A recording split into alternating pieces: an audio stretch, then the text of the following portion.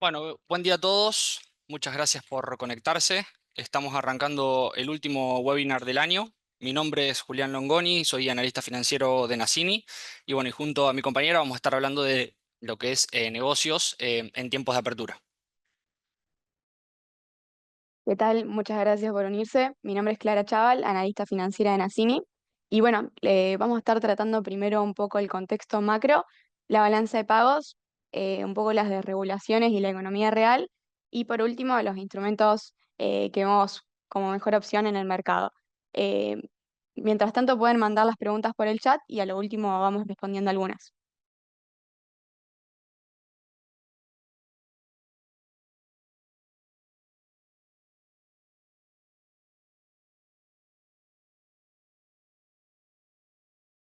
Bueno, la primera parte de la charla, como decía mi compañera, vamos a estar hablando un poco de contexto macroeconómico. Desde nuestro punto de vista, digamos, el programa económico está basado en cuatro pilares inamovibles. Dichos pilares van a ser, interactúan, digamos, entre sí y vamos a ver que juntos le dan una solidez robusta al plan económico. Por un lado tenemos un superávit fiscal financiero, digamos, que esto para que se entienda, digamos, es luego de pagar los intereses de deuda, te sigue sobrando dinero. Esto es muy interesante, vamos a seguir profundizando, vamos a ir hablando de cada uno de los pilares en las próximas diapositivas. Em, También tenemos, bueno, una baja del costo de capital, digamos, lo podemos ver medido como riesgo país, una cantidad fija de dinero, que podemos decir un plan de emisión cero. Y por último, una estabilidad cambiaria, digamos, vía un crawling peg y cepo por el momento, en el cual no voy a abordarlo demasiado, ya que, bueno, se irá abordando en otros tópicos, digamos, en otras partes de la charla.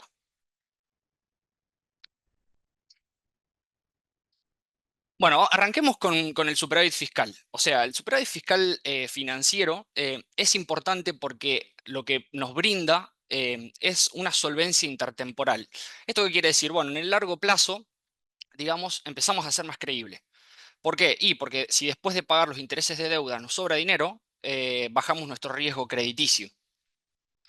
Pero dado que la historia argentina nos dice que a todos los gobiernos, digamos, todos los programas económicos argentinos, sin importar, digamos, cuál era su partido político, poco le interesaba la restricción de presupuesto. Podemos ver que desde principios del siglo XX, este gráfico lo podría estirar para atrás, ¿no? Y buscar desde principios del siglo XX, y podemos ver que el 90% del tiempo Argentina tuvo déficit fiscal. Eh, pero bueno, este gobierno por eso tiene el ancla en el superávit fiscal. Es el más importante, si se quiere, de los pilares en el cual no va a soltar. El superávit fiscal, como venía diciendo, nos da una solvencia intertemporal. Esta solvencia intertemporal lo que nos está diciendo es que bajamos el riesgo crediticio y por lo tanto empezamos a ser más confiables y o sea, va a bajar lo que es el riesgo país, es decir, el diferencial de tasa o la sobretasa que paga un país, digamos, por el riesgo que asume con respecto a la tasa libre de riesgo, que es la del bono de Estados Unidos. Pero ¿esto qué implica, digamos? ¿Por qué es importante que baje el riesgo país?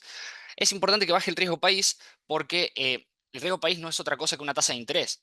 Por lo tanto, si el país se vuelve más confiable y baja su tasa de interés, también lo van a bajar las empresas que operan dentro del país.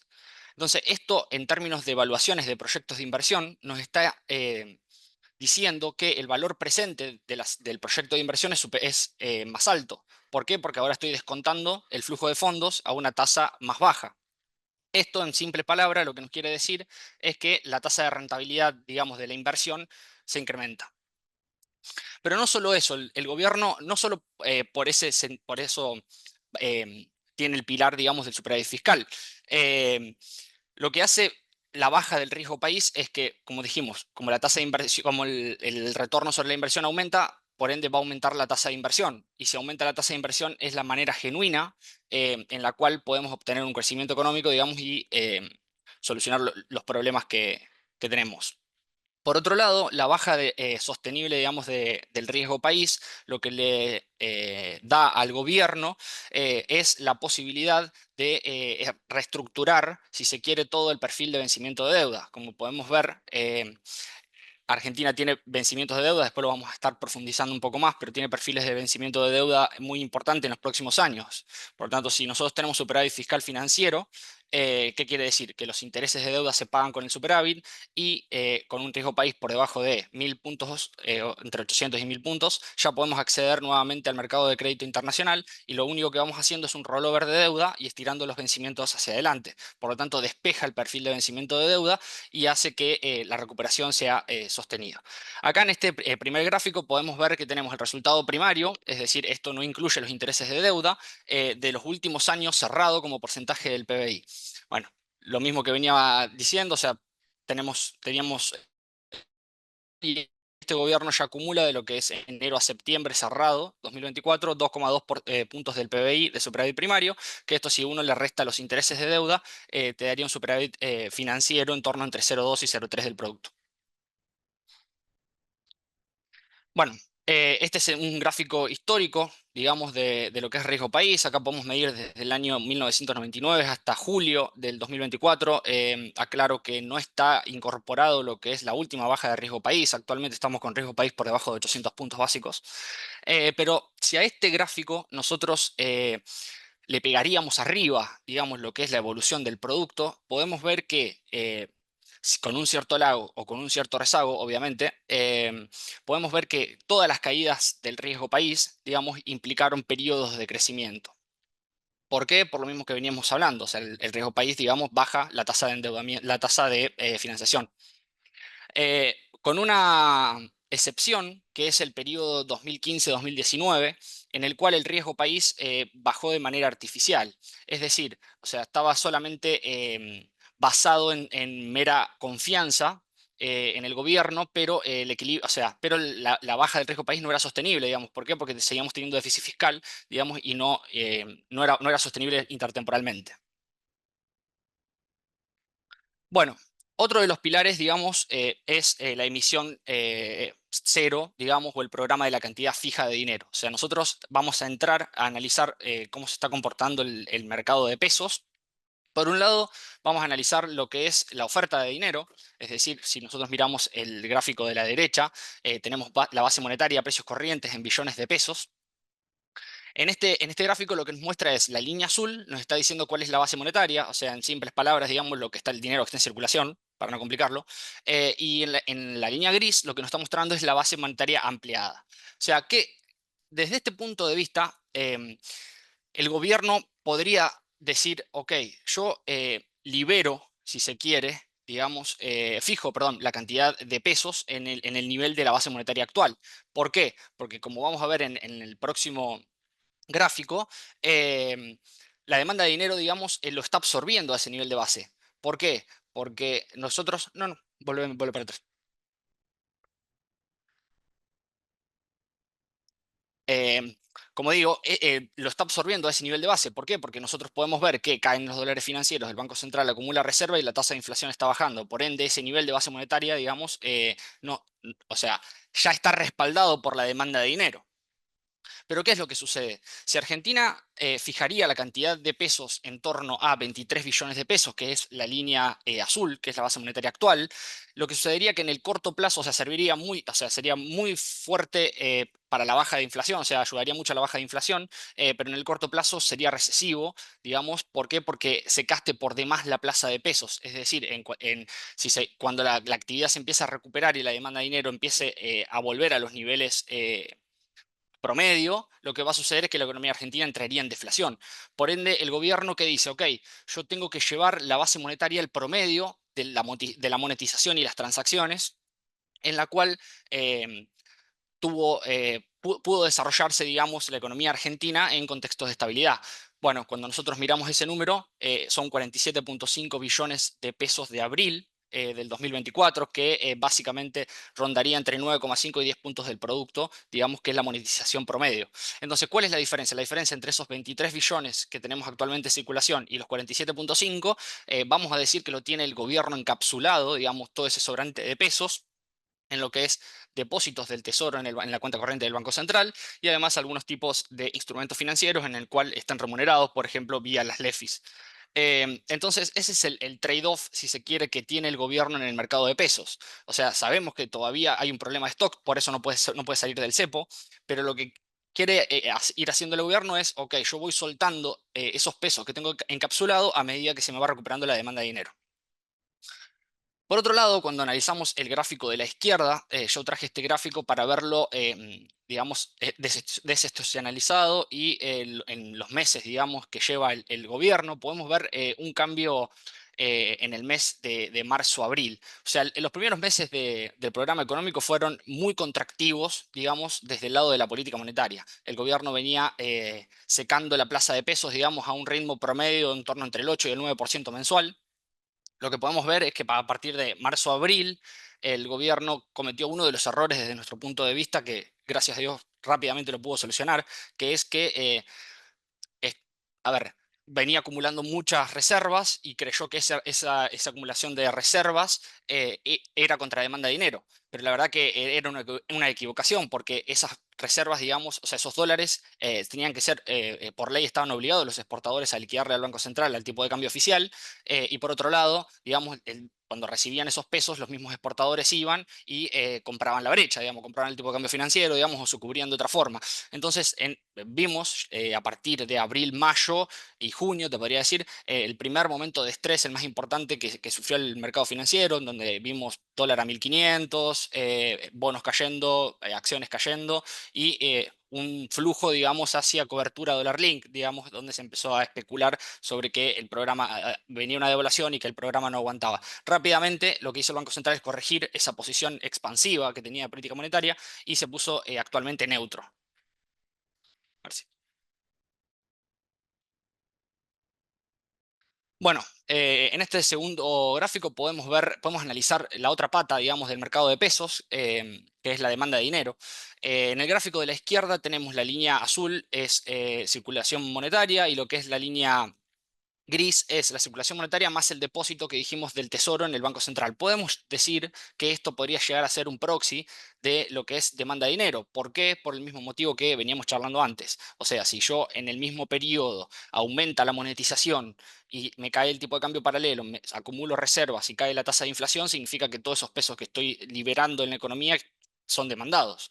Por ende, podemos ver que hay un leve crecimiento de la demanda de dinero. Esa diferencia entre los 15,8 billones y los 25,8 billones son los 10 billones de pesos que tiene el Tesoro guardado en el Banco Nación, que luego obviamente va encajado al Banco Central, que está disponible sin remuneración y disponible para ser largado, digamos, al mercado de pesos cuando la demanda de dinero empiece a aumentar. O sea, pensemos que la demanda de dinero, digamos, es función de la actividad económica.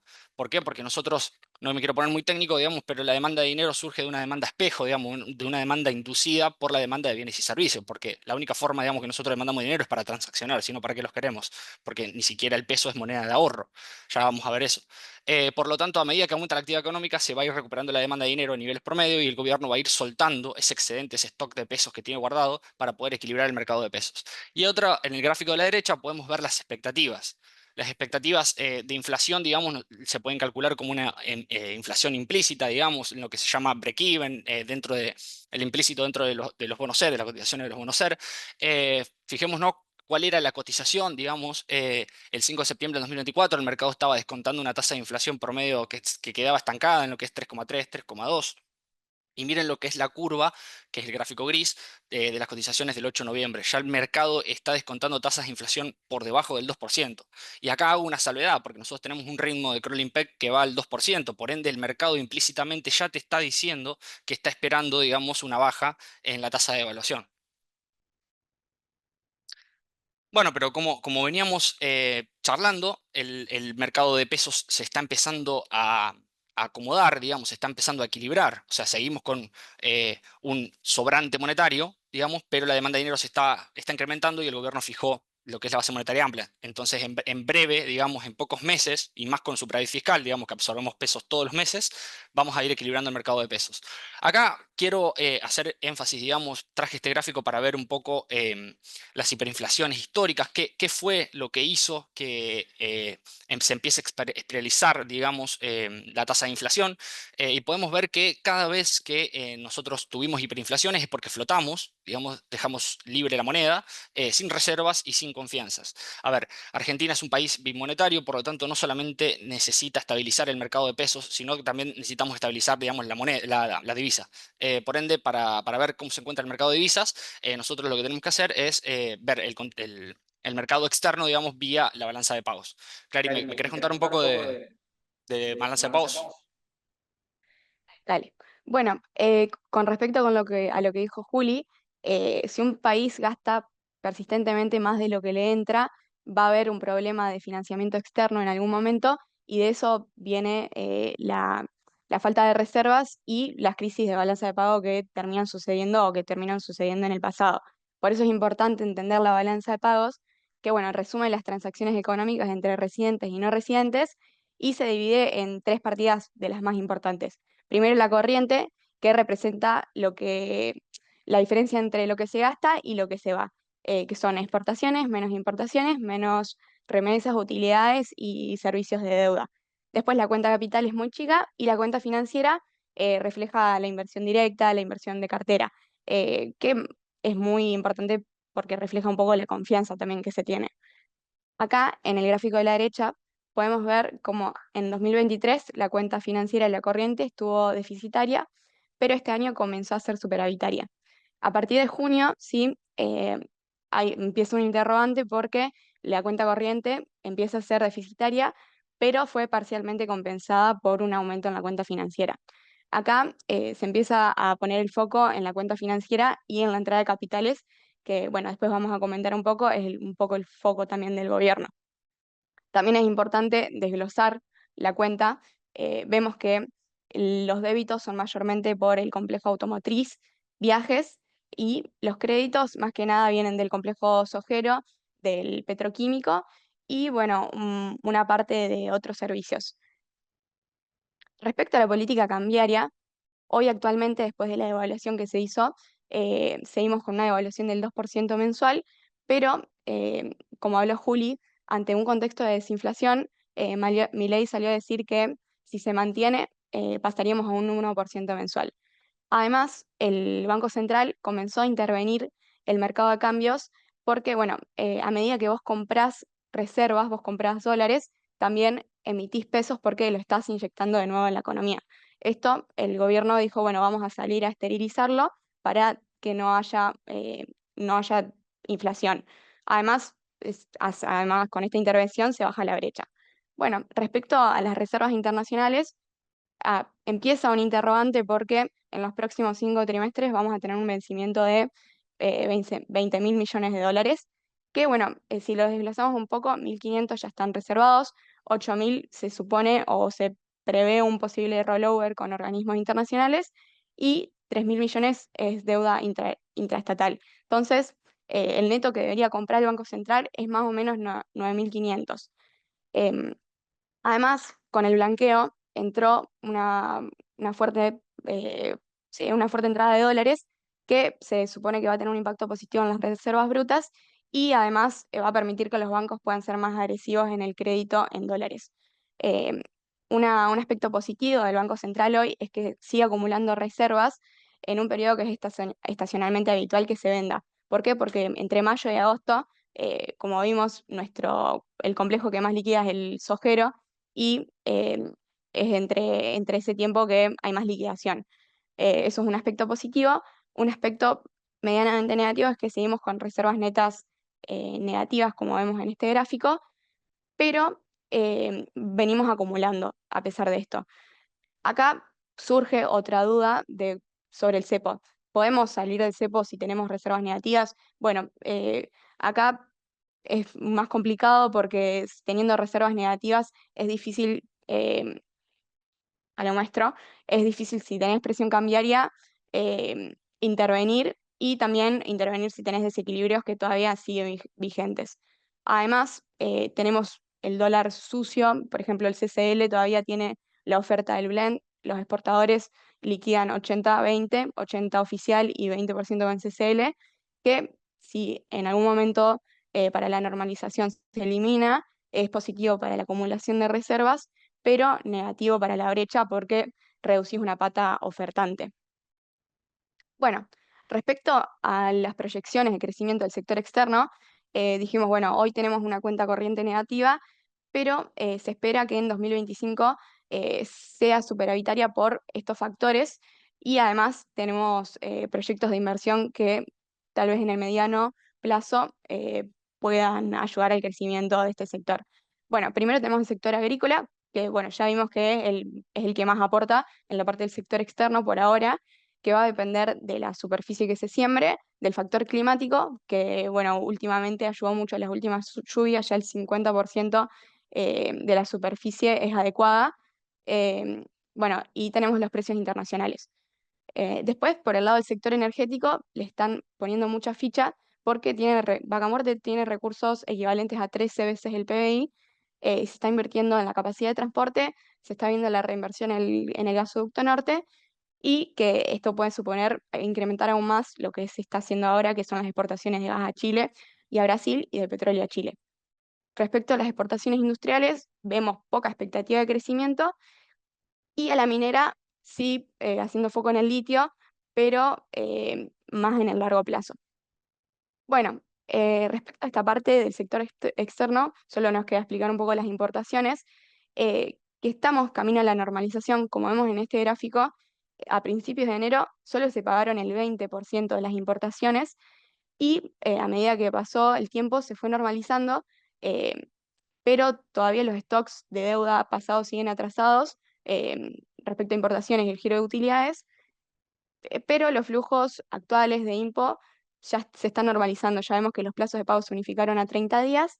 eh, y bueno, al tener el flujo de IMPO normalizado, pero el flujo de EXPO todavía con el blend, reservas netas negativas, no vemos que vaya a haber en el corto plazo una salida del cepo, más que nada por estos factores técnicos y también porque puede haber un costo político respecto a las elecciones de medio término.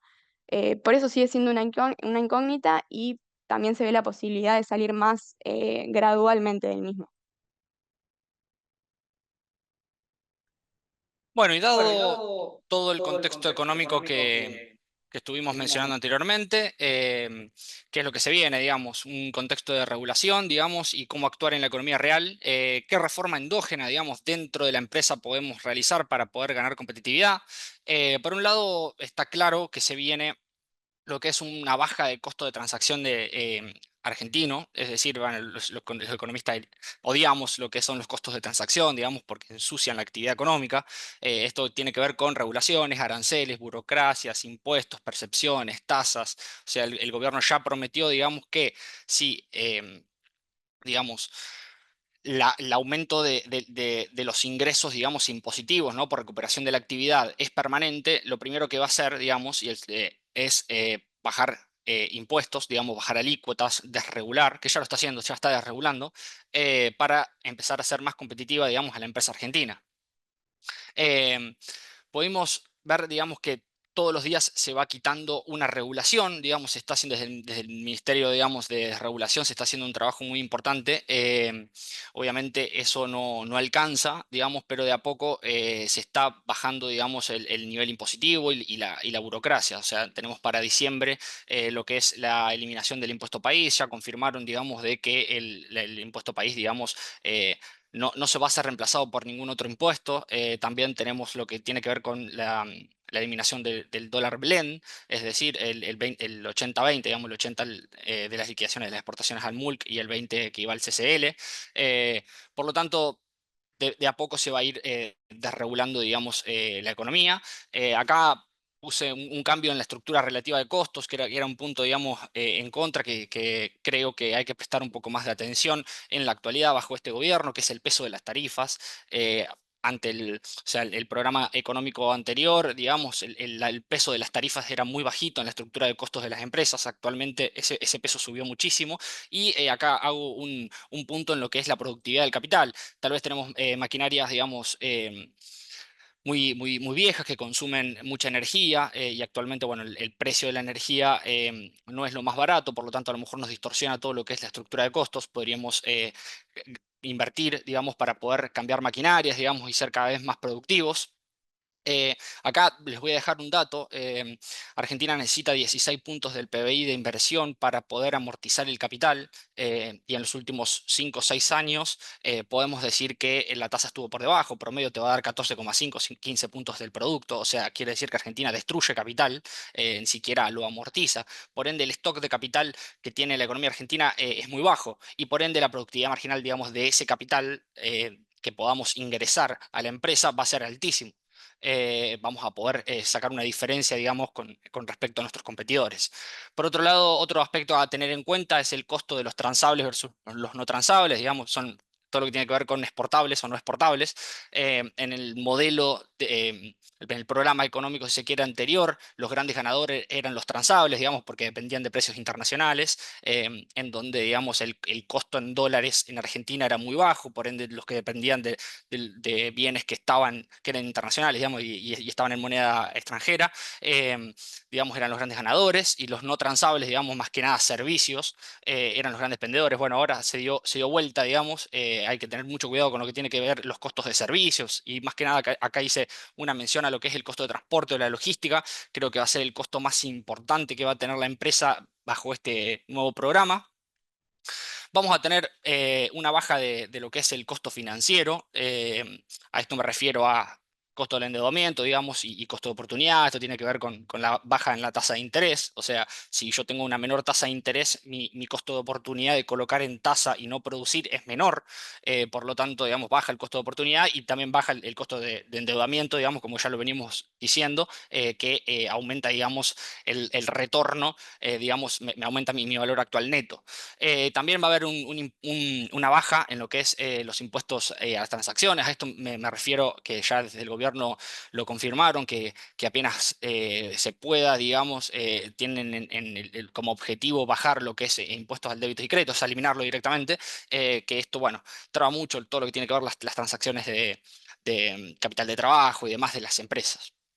Eh, por último, bueno, vamos a ir hacia una producción en escala, es decir, este modelo, digamos, es diferente al anterior, en donde el anterior también lo voy a unir con el último punto, digamos, que hay un cambio de paradigma, digamos, en el cual el foco actual en este gobierno es el consumidor, y vamos a ir desde la oferta hacia la demanda, en la cual vamos a ir desde la oferta hacia la demanda, digamos, en la cual en el modelo anterior, digamos, quien tenía el stock, digamos, era el ganador, que tenía la oferta. Es decir, porque si yo guardaba el stock, digamos, en una economía inflacionaria, venda o no venda, ganaba dinero igual. En esta economía, digamos, tenemos que satisfacer al consumidor con mejores bienes a mejor precio, a menor precio, ¿no? Por lo tanto, el foco va a estar en la demanda, y bueno, y producir en escala lo que nos va a permitir, digamos, una reducción, digamos, en costos unitarios, y vamos a tener que convivir con un bajo margen. Es decir, cambiamos completamente, por eso digo que esto no es solamente un cambio de programa económico, sino también un cambio de paradigma. O sea, Argentina no está acostumbrada, por lo general, digo, a trabajar en estas condiciones, ¿no? Vamos a tener que ir a mucha producción por escala con un muy bajo margen. Bueno, ¿y qué otras oportunidades tenemos? Podría ser verlos desde el mercado financiero. Así que, Clary, contame un poco cómo ves Bueno, eso. respecto al mercado financiero, lo que vemos va a depender mucho del perfil de cada uno, el instrumento de inversión, pero en general la tasa fija en pesos, más en el corto para un perfil más conservador, y un bono de inflación, ser corto también es buena opción. eh, ya con esto, con lo que hablamos anteriormente, con una inflación a la baja, con tasas de interés respecto a la política monetaria bajando. Y para un perfil moderado, también los bonos ser en el tramo medio, es decir, más largos, con una tasa a finish del 7 entre el 7 y 9% real. Es muy buena opción, lo mismo las LECAPs largas para fijar la tasa en el largo plazo. Y bueno, para un perfil también un poquito más agresivo, bonos hard dollar, que tuvieron una suba bastante alta, pero siguen siendo atractivos los más largos como el G35, G41, que ante perspectivas optimistas como lo estamos viendo, tienen mucho más upside que los otros bonos. Después, para un perfil más agresivo todavía, sumamos acciones en los sectores que vemos gran crecimiento como el petrolero, acá vemos en este gráfico que las empresas que cotizan en bolsa, como YPF, Vista, las transportadoras, tienen unos ratios de endeudamientos muy bajos.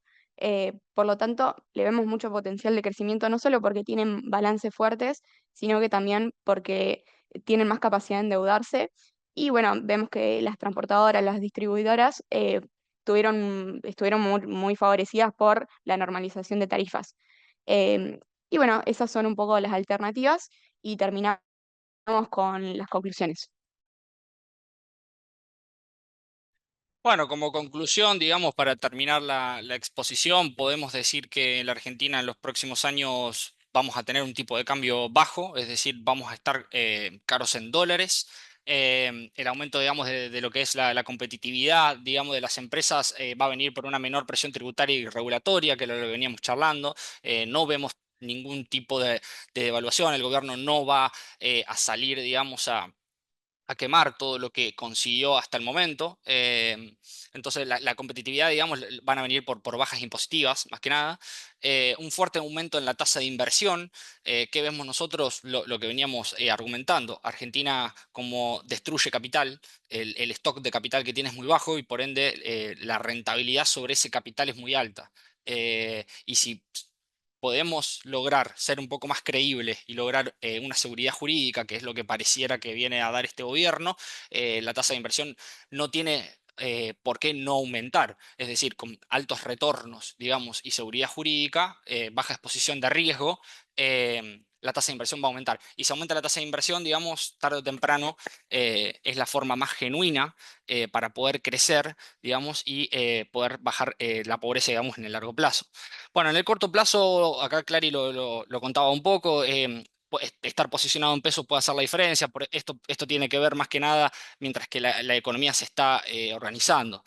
A ver, actualmente, digamos, la tasa en pesos te quedó cara, por lo tanto, estar colocado en pesos puede hacer una diferencia. Acá hay que tener mucho cuidado en el caso contrario, es decir, aquellos que estén atados a lo que es deuda y a tasa fija, que les quedó con una tasa muy alta de préstamos, digamos, de años anteriores, tratar de renovar, digamos, de rolear esos préstamos, digamos, porque la tasa fija en pesos no lo vemos como una gran alternativa, digamos, de acá a los próximos años, estar endeudado en tasa fija en pesos. Bueno, vemos costo de capital a la baja, es decir, esto tiene que ver con el tema de el riesgo, digamos, y la tasa de interés de mediano y largo plazo. O sea, una cosa es el corto plazo, como dijimos, de que las tasas van a estar un poco más altas en pesos, pero en el mediano y largo plazo vemos una tasa de interés bajando y podemos empezar a prepararnos, digamos, para lo que se viene.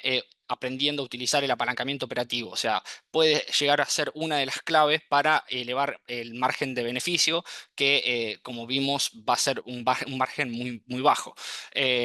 ¿Cómo podríamos hacer esto? Y, por ejemplo, tomando créditos, digamos, para hacer alguna inversión que nos genere mayor productividad, digamos, y nos sirva para poder refacturar más. Podemos llegar a hacer alguna diferencia, digamos, en el mercado financiero, podemos apalancarnos y ir contra una tasa fija, hacer un spread de tasa, hay un montón de alternativas. Y bueno, y los invitamos, digamos, a hacerse esta pregunta y a reflexionar si estamos preparados para adaptarnos al nuevo contexto económico. Yo creo que sí, pero bueno, los cambios son muy importantes, digamos, y completamente opuestos a lo que estaba acostumbrado a hacer el empresario argentino. Bueno, muchas gracias, digamos, a todos por escucharnos y bueno, dejamos habilitado un poco las preguntas. Vamos viendo. Ahora, por acá preguntan, ¿cómo bajamos el riesgo país? Bueno, Juli habló un poco, comentó esto de si nos mantenemos financieramente estables en el largo plazo, es decir, con un superávit.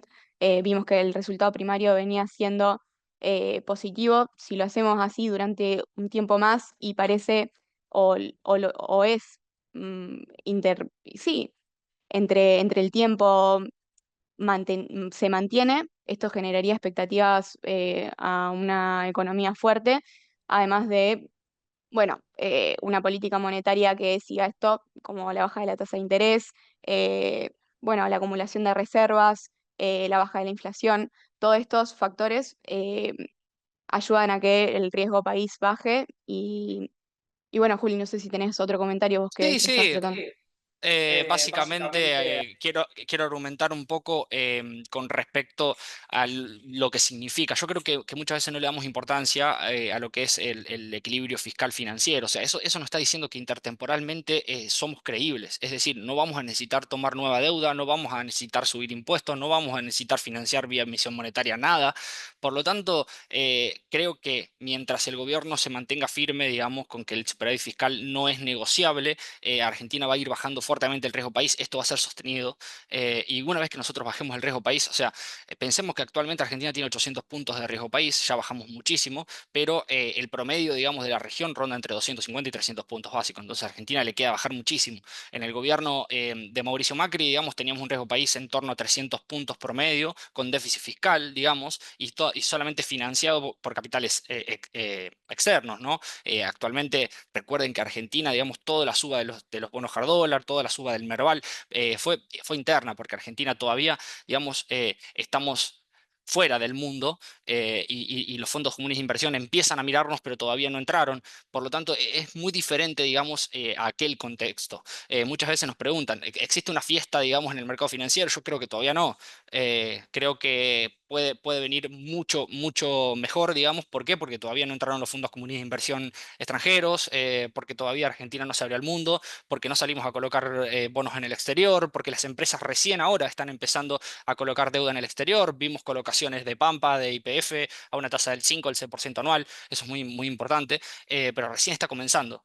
Por lo tanto, no estamos en el mismo nivel, digamos, que estábamos en la época de Macri. Bueno, ya no quedan muchas más preguntas. Agradecerles por sumarse, espero que les haya servido y bueno, nos estaremos viendo en otro webinar. Gracias a todos, nos vemos.